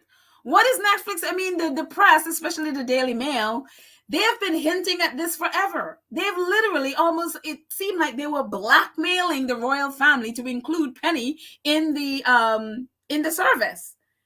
Because they kept talking about Prince Philip's special friend, his special friend, and that's Penny at the bottom at Prince Philip's, his funeral. And so they invited her among the 30 people that could have been at the church. And so Netflix is going to be doing this for the crown. And so now the press, not just the Sun, I've seen this, other reporters tweeting they're, upset that the press is going to be including this. And the crown is going to be including the story. And I'm like, well, what do you expect them to do? They're not angry that Prince Philip was a cheating bastard and he was cheating on the Queen. They're not angry about that. They're angry that people are going to know that the lies that they have been telling about, this beautiful 73 or however long year relationship, their love story for 73 years, which is like a total lie. We've talked about this before, is a total lie. Prince Philip and his special friend, Penny, when he, moved and he was living at Sandringham, word is that that's who he was. That's who was with him there. The Queen wasn't there. The Queen was at Buckingham Palace. Even when he was in the hospital a couple of times, she didn't even visit him. It's like this open secret that they were not together. It was like this open secret. And so now that Netflix, the crown, is going to be talking about it, they're like, oh, it's a slur. Like, do you even know what the word slur means? How is it a slur? And then you look and again, I have no evidence for this, but it's very curious. If you look at Penny's daughter, Alexandra, that's her at the top. She's like an exact female replica of Prince William. Look at her as a child, and look at her and William and the photo on the right. They're like brother and sister. And at the bottom, look who is walking Alexandra down the aisle, Prince Charles. Would I be shocked if it turns out that Alexandra is Prince Philip's daughter? No, I wouldn't. I have no evidence for this, but you look at, I would not be shocked at any of this. And so for them to be like, having an issue that the crown is going to include, I was like, well, it's obvious, right? It is very obvious that him and the Queen weren't together. That is very obvious. No matter how much I want to lie to people, this is one of the things I was very irritated at when Prince Philip died, is this lie about this fairy tale romance that he and the Queen had for 73 years. And I'm like, they weren't even living together, other than when, they only started back, being together in the same house when COVID hit. And then he was he moved from Sandringham and then they were at Windsor. And who knows if they were actually even together, even while at Windsor. But, they lived in the same, 1,000-room castle. So it's like, for you to having an issue for Netflix to cover it, I'm like, and again, notice they're not denying the story. They're not denying, or they're not angry at the fact that, at the fact that Prince Philip was cheating. They're angry that people know. And again, it's the same thing. It's all about how it looks. It's all about how it looks. Nobody want to, admit that Prince Philip was cheating, and nobody wants to admit that the Queen was, being cheated on. And so it just, seriously. But anyways, moving on from that bit of gossip. Moving on. Back to get rid of Shutter Island for a minute. Maybe we should have a little bit of music. Just a little bit of music. And where we just like get our minds off of Shutter Island for a second. So just for like a second, we are going to do a little bit of a change music and get back to something more positive. There we go.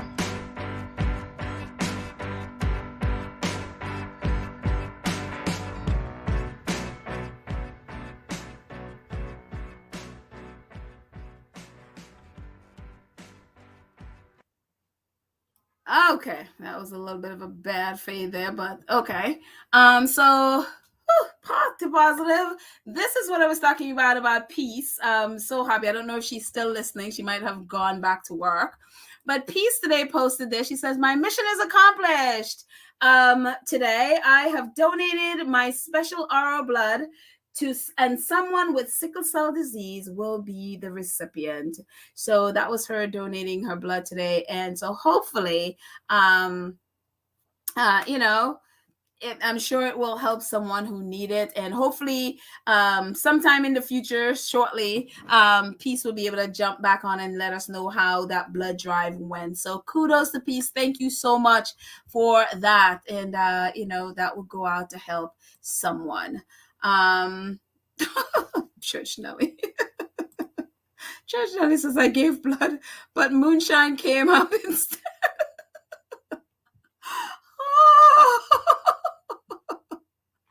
Thank you for the laugh, Church Nelly. You are hilarious. I have to say, thank you. I love it.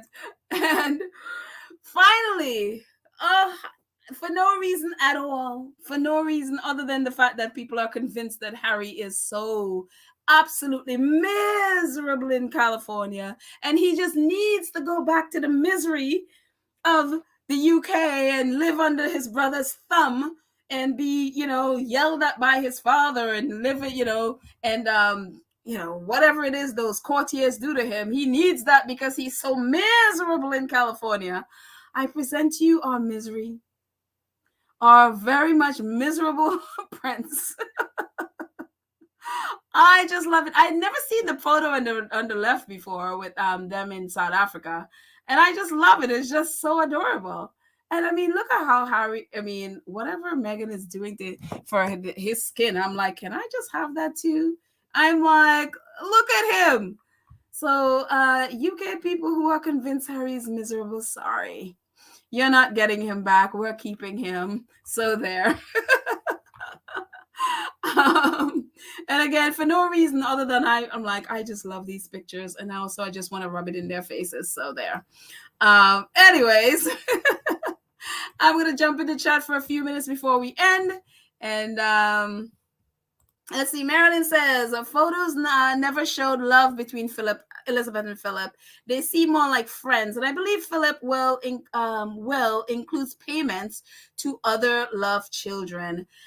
I wouldn't be surprised on any of that. Again, his will is, sealed for 90 years, as with most royal wills. So that's sealed, and also I'm assuming the same thing for the Queen. Yeah. Would I be surprised if that's the case? No, absolutely not. Again, maybe they're all related, and maybe that's why Alexandra look exactly like Prince William. Maybe there's like inbreeding in there. That's the family does that, And so, but again, if she is Philip's daughter, I don't think anybody would be shocked at all. So yeah. Whitland says that's why Petal, his will is legally I see everybody's on the same page. That's why his will is legally sealed for 90 years. Oh, what a tangled web we weave when we first practice to deceive. Yes, exactly true, Whitland. Exactly true. There must be some to be a person who will, unseal those wills. I mean, I don't know. They need to change the government. For that to happen, they need to like get rid of their government and all of that stuff and have people come in who are really anti-monarchist to get that law overturned. I'm like,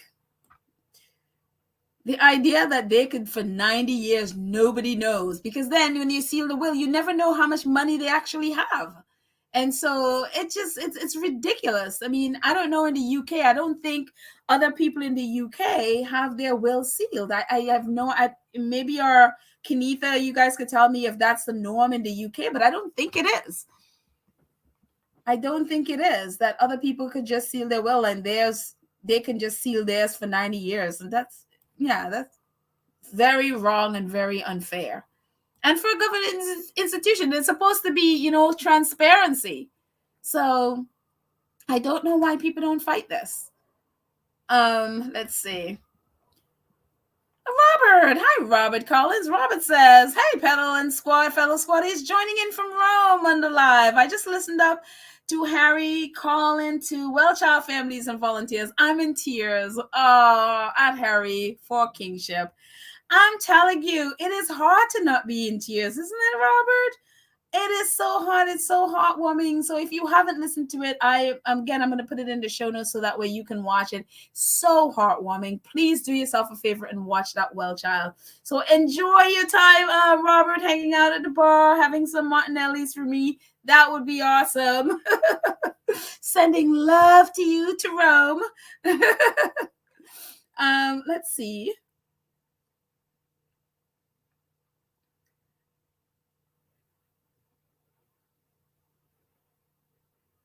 I am scrolling down. Ladybird says, a guy who claimed to be a love child of the former king, Juan Carlos of Spain, dropped dead in a restaurant yesterday. What? Oh dear. I had not heard of that. I'm telling you, what is up with these royal families? He just dropped dead? Oh wow. That's interesting. There is this guy in Australia who looks very much like he could fit right into the royal family, that's claiming, and he has been trying for years to to confirm that he is the son of Charles and Camilla, that he was adopted out of the country to a family in Australia, and his mother told him that Charles and Camilla are his parents, and he is now, I don't know, late 50s, maybe early 60s. I don't know. But he has a lot of, if you look at his family, he really does look like the Windsors. And so apparently now he's saying that he's going to be doing, or at least he's trying to do, a Netflix show about being Charles's son.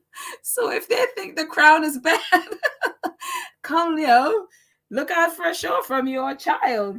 I'm telling you, this is crazy stuff.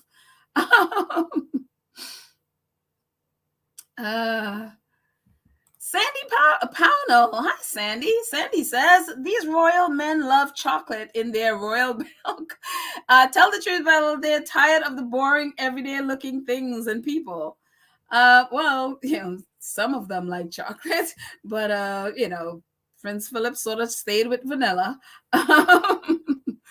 It's so weird. It's just so weird, that relationship with the Queen, and it's just, and I think that's a Windsor thing, apparently. Cheating is a Windsor trait, apparently, and it's just like, Harry, you better not even think.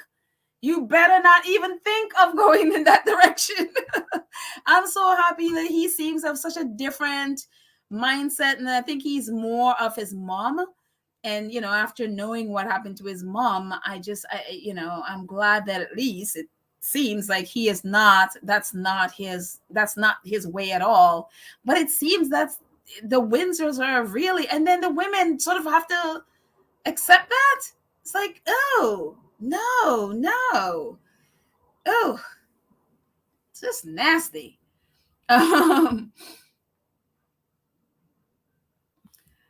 Adrian says, people in their right mind put an apology letter in a will. People who in their right mind put an apology letter in their will. Oh, apology to who? To say the Queen or something? Or I'm not sure who you mean. Because it seems from, how the Queen and Penny are, like they're fine with each other, like they sort of accepted whatever that situation is, and I guess, in a way, I guess Philip, in a way, have never, he basically had to walk behind the Queen in every sense of the word, and maybe she just probably felt like, if he wanted something different, let me just leave people's relationship alone. Move away from that. I don't want to speculate what their issues were. So moving away. Elaine says, no, it's not a normal practice in the UK. I'm assuming you're talking about the will, sealing the will for 90 years. I'm assuming that's what you mean. Correct me if I'm wrong. So yeah. Interest. It just, it's so unfair. And if that's what you mean, it's so unfair that other people's will is open, but they get to close and seal theirs, so nobody could know what is actually happening. Where, one, there's all this talk about all this money that Prince Philip, when he died, he had, and I was like, where did he get that money from? What kind of things was he involved in to get all those millions? And so, who knows? Who knows? And opening up that will would really expose a lot of what has been going on behind the scenes, and how they've been able to acquire all of that land and all of that stuff that they have. So, and that's why I guess they want to keep it close, because they don't want people to know.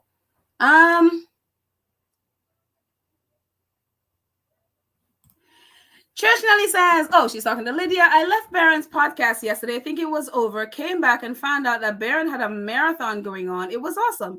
Listened to the whole thing this morning while walking. Baron had a marathon podcast yesterday? Okay. I have to check out Baron's marathon podcast. What was he talking about in a marathon podcast? But Baron has like a whole ton of stories, so I'm sure it was fantastic, whatever it is he was talking about. Lorna says, Harry's interaction with the children and families is heartwarming. It is. It really, really, really is. And again, the link would be in the show notes. Please do yourself a favor and listen to it or watch it. Those kids are so, so awesome. Cookies and Cream says, and yes, he does. Harry looks happy, healthy, and happy. Life in Montecito suits him well. He's never going back to that archaic, racist, mundane, hypocritical, unscrupulous, sinister monarchy. I love the adjectives here. Cookies and Cream. Exactly. I mean, it's so funny. You look at pictures of Harry now, he's just such a relaxed, seems just so relaxed. And that's the light, that's California for you. When you're in a relaxed space where you're not feeling like you always have to be on and you always have to perform. It's like you could just relax and chill for a minute. And so, it's like, I don't see Harry, obviously we're not Harry. We don't know him. We don't know, but, from what he has shown, I don't think going back to UK, even if he left the US, I don't think UK would be the place he'll be going to at all. I would see Africa, even if they decided like, okay, we don't want to stay in the US right now, we're going to move someplace. I don't see them going back to the UK, not to live anyway. And it's probably not even to visit, which is what I would love, but Joan says Philip's will is locked up to save the queen embarrassment, according to the judge. Has Chucky and co-siblings? The judge has Chucky and co-siblings. Philip was well known to stray. Well, since the queen is no longer here, we don't have to worry about her embarrassment now, do we? But yeah, stories about him straying and flirting and relationships with other people have been well known. He's always like denied it. And at one point, the queen also denied that, it's like, well, I don't know that you would know that necessarily, but she also denied that there was an issue. And he has always denied that he has strayed, but, people can put two and two together. Let's see.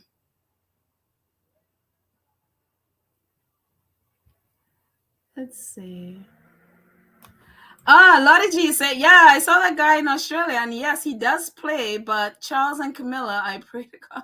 He does play, but Charles and Camilla, I pray to God. I'm not sure what you mean at the end there, but yeah, that guy, and he sure looks like them. He sure looks like them a lot. So who knows? And you know what's so interesting like that with that whole story is if it turns out that man is truly Charles and Camilla's son, that means he is the correct heir. He will be the correct heir to the throne.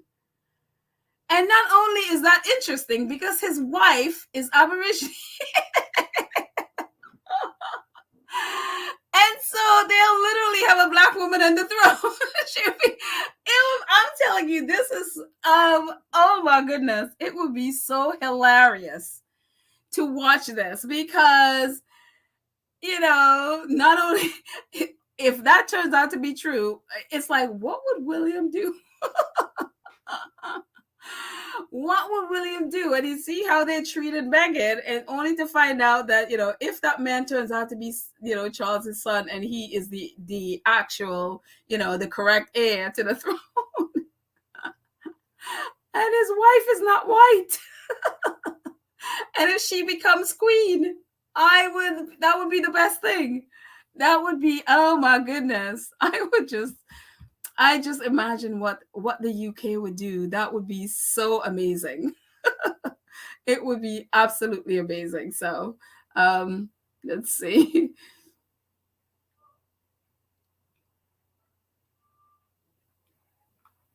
Moving on. Let's see.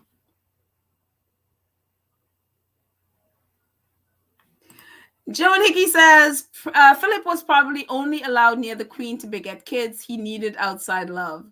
Whatever their thing is, whatever. But yeah, again, there's always been this thing about him straying. Donna says Prince Philip's wealth could be from his military service invested over many years. Could be, but the military don't pay all that money for the amount of money. I don't remember how many millions that they were saying that he had. I don't think even that would give him that amount of money. He's been obviously, was in the military for years, but I don't think that would do that.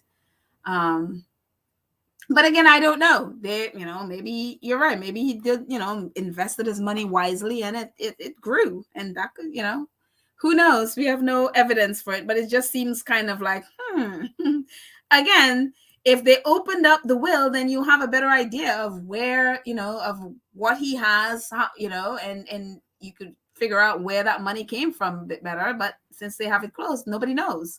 Let's see. Sylvia says, she's talking to Lydia, Gwendolyn. You're right. You're right. As much as Meghan has to go through, Meghan is the reason he upped his game. Yes, I will help him pack. If you remember, Michelle and Tina had to warm up to him. Not sure who you mean. Not sure exactly that whole thing. So maybe I wasn't listening to them at that time. So anyway, thank you, Sylvia. And a couple more before we end. Joan says Philip was broke when he wed the Queen. Yep, that's the truth.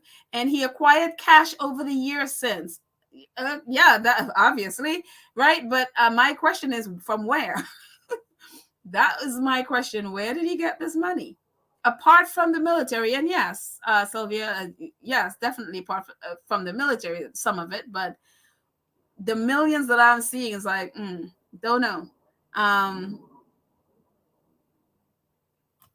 Let's see. Lorna says, Prince Philip came into the royal family broke. His family were the Poles royals. At one time, they had to run for their lives. Philip's sponsor was Lord Mountbatten. Yes, very true.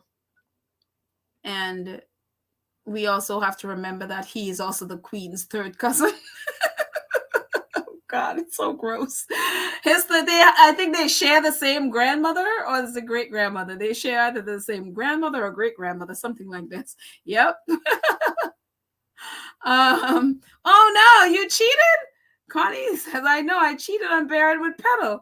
Oh no, sorry, Barrett.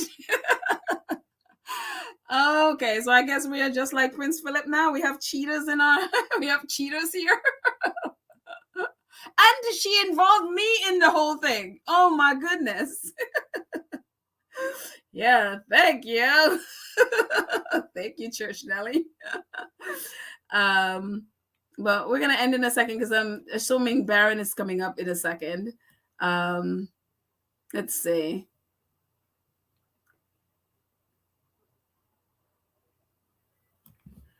Elaine says he can't claim any rights to the throne as he was born out of wedlock. Oh, okay. So, okay, well, that makes sense. All right. So you have to be married to the person to be heir to the throne. Interesting. I didn't know that part. Thank you so much, Elaine. Oh man, you just killed my fantasy. Coming to think of it, I had a fantasy of him taking out William, and then William would be kicked out, and then have to go find a job. And I had all this fantasy built up. You just killed that. Oh, and I had visions of his wife being the queen. Oh man, I hate facts sometimes. It's kill your fantasy. Jeez. Sandy says Penny Knockball was Philip's comfort girl. A knockball man was killed on a yacht that blew up with Lord Mount. Oh, really? Oh, wow. I didn't realize that. Oh, I gotta go check in on that. A knockball man was killed on the yacht that blew up with Lord Mountbatten. And Lord Mountbatten, he is the one that was accused of being a pedophile, right? And I think he a couple of boys were on that boat with him as well. If I correct me if I'm wrong, but I think he was the one that and he was also Charles's like mentor or something, and he's but he was also accused of being a pedophile. So Donna says, no, Petal, he will not be the correct heir. He was conceived out of, oh, guys, you're killing my fantasy. I hate the truth sometimes. It's so much not in you. It's like, I had a fantasy about this. Oh, fine. MLC says, is this the man in Australia? If this man in Australia is the true heir on the throne, it would be in line with Nostradamus' prediction. Oh, I actually saw that thing about Nostradamus predicting that Charles is going to leave, and then someone is going to be king, but it's not who you're thinking. Someone who didn't expect to be king will be king. And so apparently, yeah. So I guess according to Nostradamus, like Charles is, yeah. Oh my goodness. So, but now that we're learning that this man can't claim heir because he's born out of wedlock, so I guess it isn't going to be him. I hope that Nostradamus is not talking about Harry. Like, Harry, stay away from that, far away, you know? If Charles want to abdicate, let him abdicate and let somebody else. Leave Harry out of it. So, but I was hoping that it would be this guy, because I really wanted to see William get kicked out so he'll have to go, you know, have a life and learn how to function in the real world. That was my fantasy. So apparently that's not going to come true. But it would be very interesting if Charles did abdicate, what will happen if, you know, if Prince William would. But, you know, according to Nostradamus, it's going to be somebody that we're not expecting. So if Harry says no, then it goes to Andrew. Until the kids grow up, you know, it'll go to Andrew. that would be the king that honestly Shutter Island deserve. Because as I see it, if you can accept Charles, you can accept Andrew, because they're one and the same to me. These two, their characters are one and the same. So let's see, one more. Black Queen. See? Yeah. Yes. Let's see.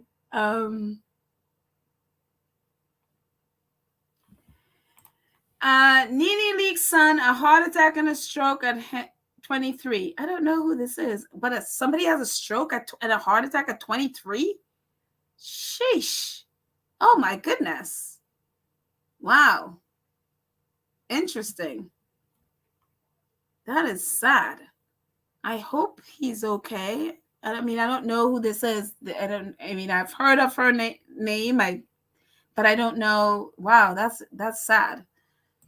Ladybird says, I want it just cause for the Aborigine wife, please. I'm telling you.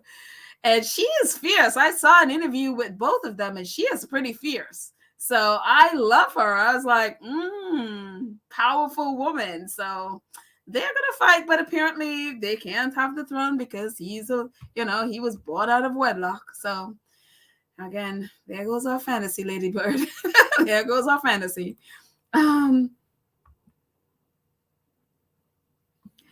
Lottie says the guy. I meant to say the guy looks like Charles and Camilla. Oh, he does. He really does. And his kids really like. I think one of his sons actually kind of look like the Queen. They really do look like Windsors, honestly. So I don't know what he could do to make to have confirmation other than one of the Windsors deciding to do a blood test or something. I don't know what could be done, but who knows.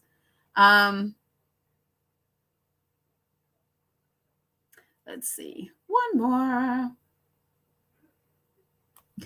Whitland says, I know that's the core of William's jealousy of Harry. I suspect that Harry is attracted to women of color. Harry was able to marry a beautiful, smart, talented woman of color, and Harry is happy. He certainly is happy. Who knows what William is, pretend, someone said, with William. I saw a video with someone's, the Queen's, it was a spoof video that the Queen's message to William is pretend. At least pretend he knows what he's doing, I guess. So who knows with his relationship. But Harry seemed happy. Meghan seemed happy. They look like they're doing great, other than Shutter Island, just are convincing themselves that Harry is depressed and needs to come home. It's unreal. Maybe one more. He wouldn't be the correct heir to the throne because at the time they were not legally married. Thank you, Sussex Squad, for destroying my dream today, destroying my fantasy. But I love you anyway. I'm gonna have to come up with a new fantasy about this whole thing. But anyways, let's see. Let's do one more, not ending with one that destroys my dream.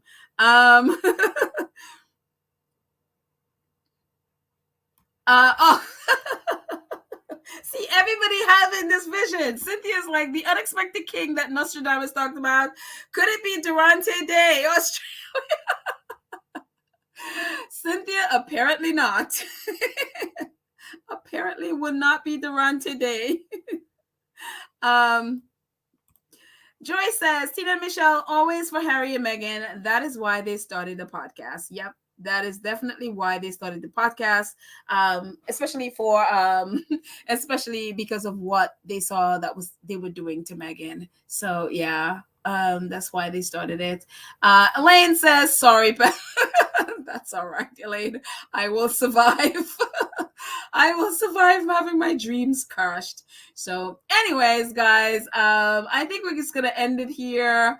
Thank you so much for hanging out with me. So bye, Harry and Meghan.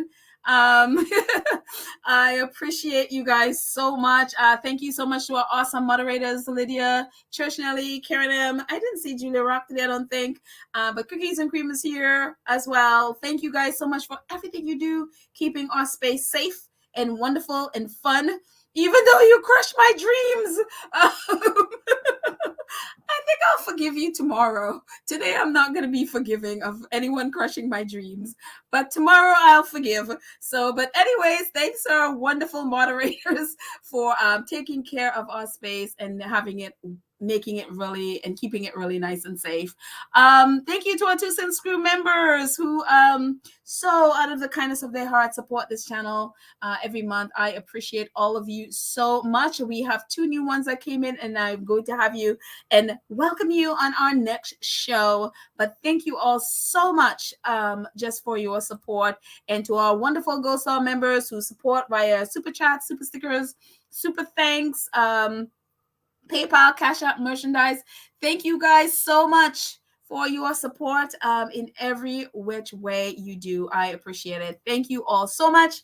Hey, and I appreciate you guys taking a little bit of your time today to hang out with me. We are just going to end this with some inner space, and I will see you guys tomorrow. Yeah. I love you guys. Have a great day. Have a great time hanging with Darren and Duchess of Success. I'll jump over and hang with you at some point today. So I love you all. I'll talk to you later. Bye.